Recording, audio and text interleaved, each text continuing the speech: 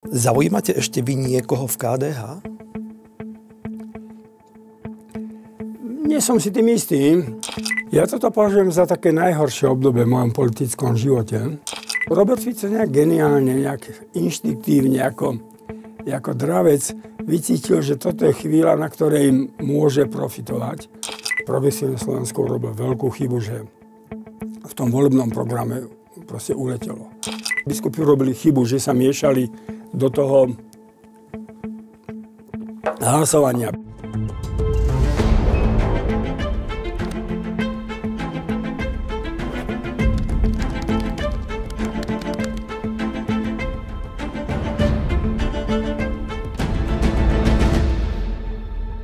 Je symbolom dnešnej revolúcie. Zažil politickej výslne aj prehry. Po dlhých rokoch sa vrátil do aktívnej politiky pod krídlami KDH. Vo všeobecnosti ho považujeme za veľkú morálnu autoritu. Pozvanie na rozhovor prijal poslanec Národnej rady František Mikloško. Vítajte. Ďakujem pekne. Vážim si to. Pán Mikloško, ste zrelý chlap. Zažili ste zločiny komunizmu, komplikovanú situáciu v začiatkom 90. rokov, keď ste boli vo vysokej politike. Aké pocity zažívate teraz? Ja toto považujem za také najhoršie obdobie v mojom politickom živote. Ak by som mal byť ako expresívny, tak by som povedal, že také najdepresívnejšie. Ale samozrejme, ja som vo svojom srdci nositeľom nádeje a viem, že slovenské dejiny sa dohrávajú tak, že vtedy, keď už je najhoršie, tak príde nejaký deus et machina. Pád komunizmu bol niečo spontánne, niečo úžasné. Fakt je ten, že za normalizácie sme prežívali už dosť, by som mal niekedy takú únavu. Pamätám si, ako starý Tatárka, my sme ho navštevovali a ako on nám niekedy hovoril, že chlapci moji, keby sme mali aspoň jedného futbalistu, ktorého by sme mohli milovať. Čiže bolo to také akože všetko rozbité a to konzervatívne vedenie strany v Prahe a tak ďalej. Už okolo sa to hýbalo. Potom bolo to veľké nadšenie, potom prišlo obdobie mečiarizmu, ktoré bolo veľmi zlé. Veľmi zlé, lebo tam naozaj, tam proste riadila mafia, tam proste sa strieľali ľudia, pálili autá. Si pamätám, ako som raz išiel po ulici a tak pribrzdilo pri mňa auto, tam boli 4 takí chlapíci, stiahli okno, jeden tak ukázal na mňa, akože má zase, no nič veď, ale to bola atmosféra. Ale vtedy bolo silné KDH. Vtedy musím povedať, že tu bol Ján Čarnogórsky, človek pevný, okolo ktorého sme boli, a okolo vtedajšieho pevného KDH sa potom dala dohromady celá opozícia. A plus, bol tu taký biskup Baláš, proste, ktorý vedel pozdvihnúť svoj hlas. Dnes je takisto zlá situácia, lebo Robert Fico robí bezvýchodiskovú politiku. Viete, ja si myslím, že zatiaľ nás od nejakého nevyhodia z nejakej Európskej únie, ale keby sa to tu začalo chveť, no tak my nemáme žiadne meno a ja neviem, ktorá krajina snáď výnimkou Čechov by povedali, tak počkajte, ešte sú tu aj Slováci. No proste robíme takú politiku, že si nás nikto neváži. Čiže oni nás teraz nevyhodia, ale ak by došlo k nejakým zmenám, tak sa nás nikto nezastane a môžu si nás zobrať Rusi. Čiže, ale teraz tu chýba alternatíva. To je ten problém. Že tu chýba alternatíva v tej opozícii, že tá opozícia je takisto totálne proste rozbitá. Vráťme sa k tomu dôvodu vlastne, prečo sme sa tak skoro stretli, lebo nedávno ste boli u mňa na rozhovor. My rozhovor nahrávame vo štvrtok ráno, teraz je štvrtok ráno, zajtra cez víkend sa zídu najvyššie orgány KDH. Očakávate niečo? Ja si myslím, že nie, že aj Igor Matovič vytvoril takú atmosféru nedobrú okolo toho odvolávania, vylúčovania. Zanechalo to veľkú pachuť, pretože ja som sám z toho taký šokovaný. Tak dvaja chlapci pre mňa hlasovali ináč. A proste tak si myslím, že by mali držať pokope, ale jedného súdovým spôsobom vyhodil a druhého zobral akoby na milosť. Mne to pripadalo, jak tie previerky po vstupe sovietských vojsk, keď ste podali sebakritiku, no tak ste sa mohli nejak vrátiť a keď nie, no tak ste išli robiť robotníka alebo niekde skladníka a podobne. Čiže myslím si, že táto scéna, ktorú vyvolal Igor Matovič, vyvolala pachuť a že KDH nebude chcieť v tom pokračovať. Ale viem si predstaviť, že nejaký odkaz dostanem. No ale dokonca už aj Igor Matovič teraz vyhlásil, že mal by v tých hodnotových otázkach nechať zelenú. Ja si pamätám, keď sa hlasovalo v nemeckom parlamente Bundestagu o manželstve homosexuálnych párov a neviem, či aj nie o adopciách, ale to si teraz nepamätám. Ako CDU, kresťanská strana, Merkelová dala voľnú ruku. Ona sama neprišla na hlasovanie. Proste nechala tým poslancom, prešlo to, asi aj vedela, že to prejde, ale nechala, aby si niektorí poslanci podržali svoju tvár v tých hodnotových otázkach. Ale teraz sa to zideologizovalo. Teraz sa povedalo, že musí byť jednota strany. A to nejde. To sú hodnotové otázky, kde každý má svoje svedomie a každý sa musí sám pred sebou rozhodnúť. A v tom si myslím, že bola chyba.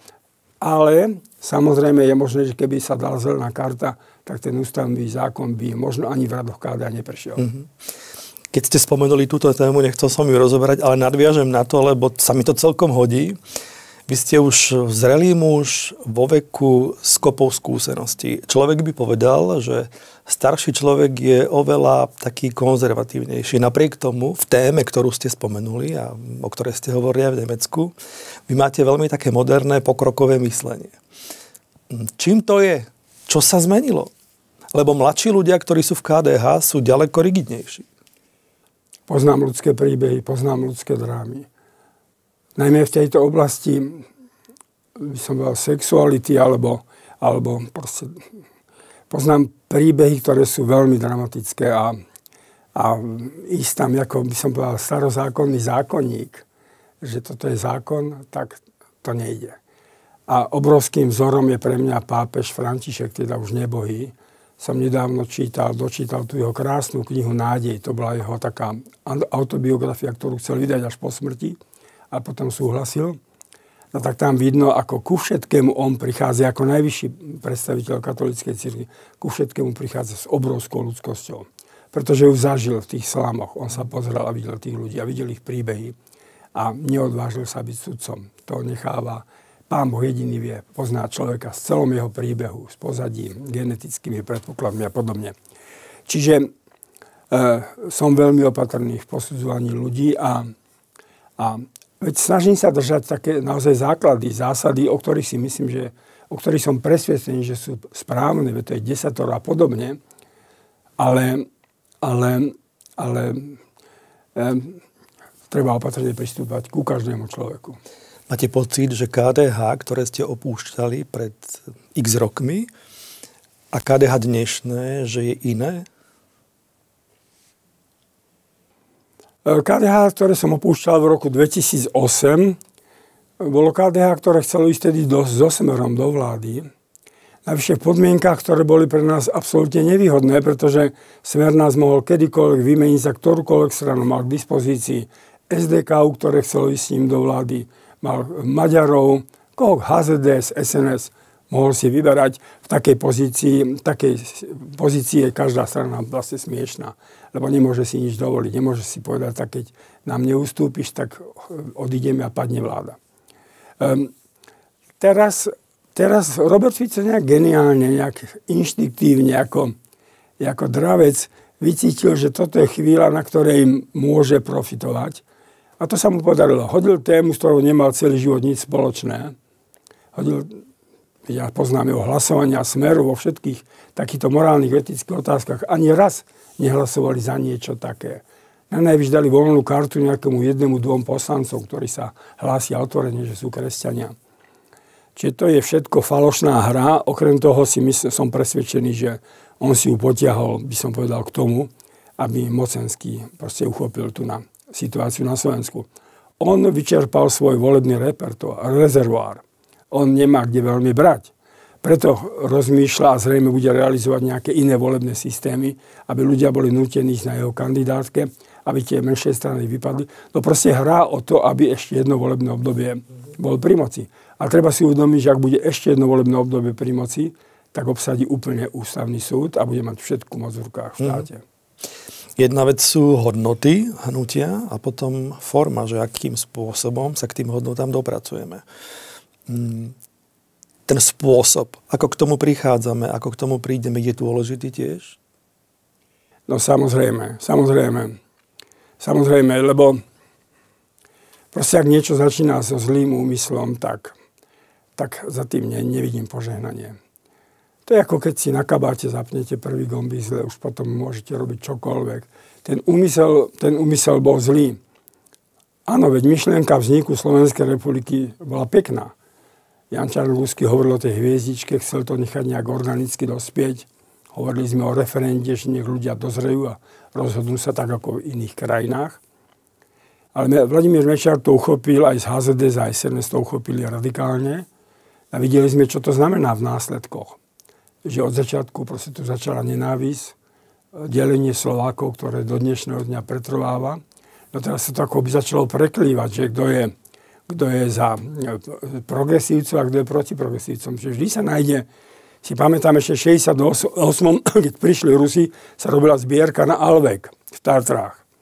No a potom, keď prišli Rusi, tak už vláda povedala, že to je príliš drahá investícia, že Tatry nepotrebujú také rýchlo ako v Japonsku. No tak potom ale celá tá atmosféra na Slovensku bola si za Alvek alebo proti Alveku. No tak toto je Slovensko, že si za alebo proti, ale nič iné nemôžeš, ak vyhodiť. Vždy je niečo, že? V tom verejnom priestore. Áno, že ľudia potrebujú emóciu a natknú sa asi za alebo proti ostatného. V čase, ja si pamätám, a však vy určite, lebo ste boli vtedy na vrchole politickom, boli ste šéf parlamentu, keď bola pomlčková vojna v Československu. Áno.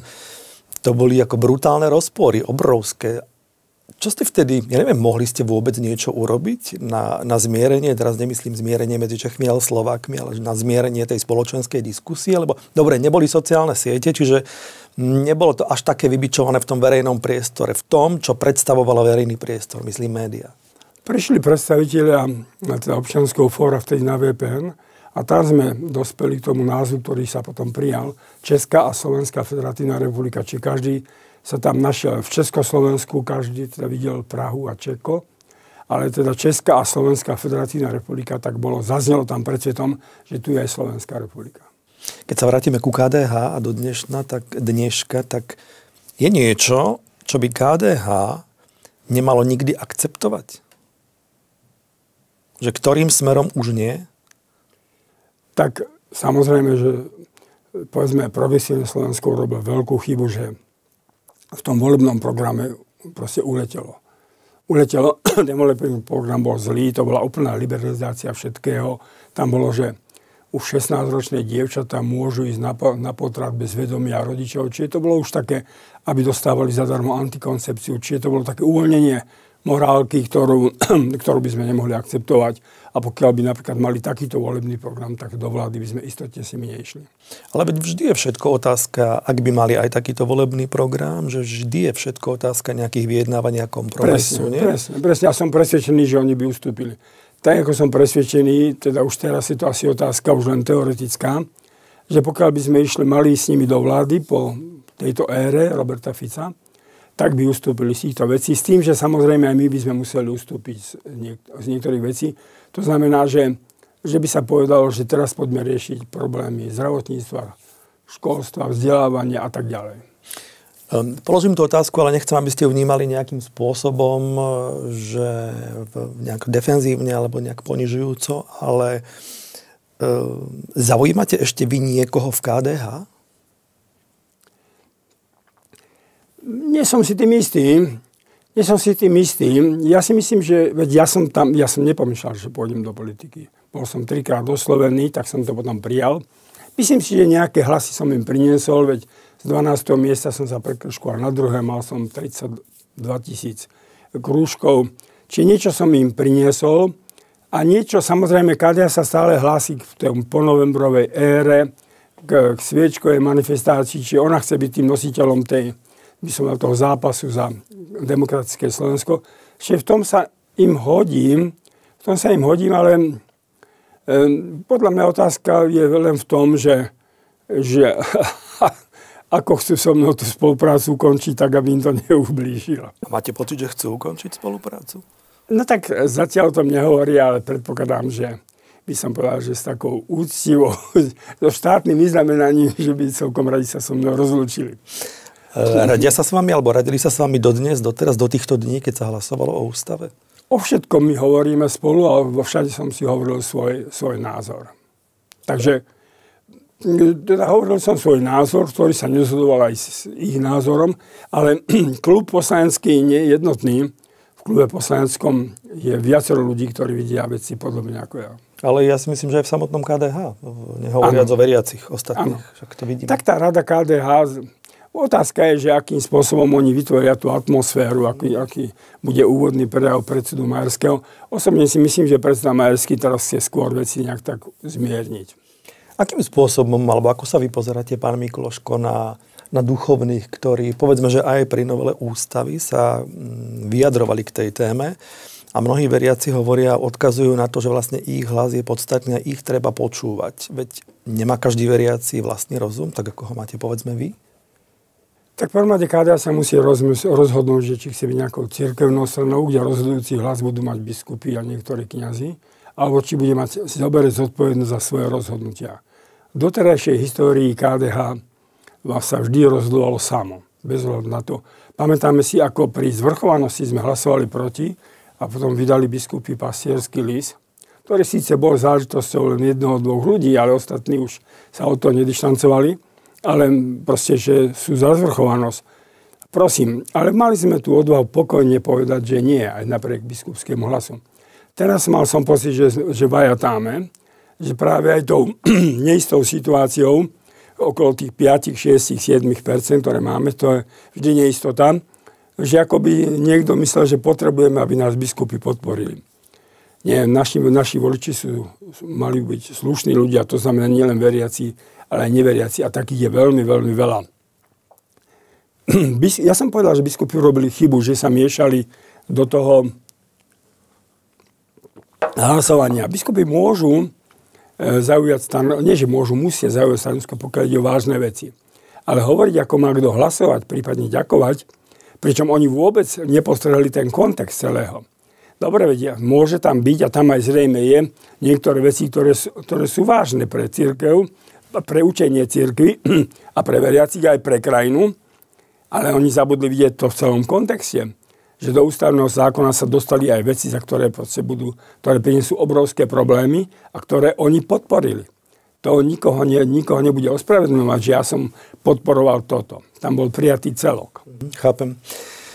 Ak sa pozrieme na opozíciu, tak po hlasovaní o ústave vznikali a vznikajú stále rôzne dohady, kto má s kým spolupracovať, kto nemá spolupracovať, proti komu sa treba vymedziť a podobne. Nechcem to podceňovať, ale je toto v tejto fáze podstatné pre toho voliča? Není. Tie mítingy, ktorých som sa ja zúčastnil na námestí Slobody, ale aj po celej krajine, boli mítingy proti tomuto spôsobu vlády Roberta Fica, proti jeho ekonomickým krokom, ktoré nič v podstate nebudú riešiť, proti tej amnestii novely trestného zákona, kde sa zahladili mnohé tie tresty, to sú tisícky súdov, ktoré boli zastavené. Čiže v tejto chvíli tam priniesť nejaké svoje parciálne, by som povedal, spory alebo názory, to nikoho nezaujíma. Ale práve preto, že tie parciálne spory prevýšili dneska tú celú atmosféru, dneska proste, bohužiaľ si musíme povedať, že teraz v tejto chvíli mítingy nemajú žiadny význam, aby to bolo, vyšli by sme tam a čo?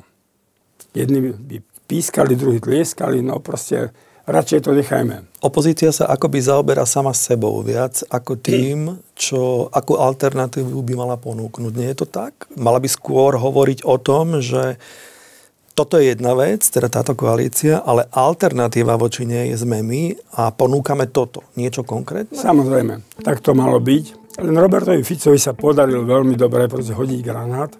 Celý rozhovor a ďalší bonusový obsah je na platforme Hero Hero. Link na bezplatný prvý mesiac nájdete v popise videa. A chodíte často za ženou, že počuj, ako mám hlasovať? Bolo by nám lepšie v Československu? Nie. Robert Fico na tom, na čom začal, na tom spore, na tom aj doplatí. Ja si neviem predstaviť, že keby bol Igor Matovič vo vláde, ja si to neviem predstaviť.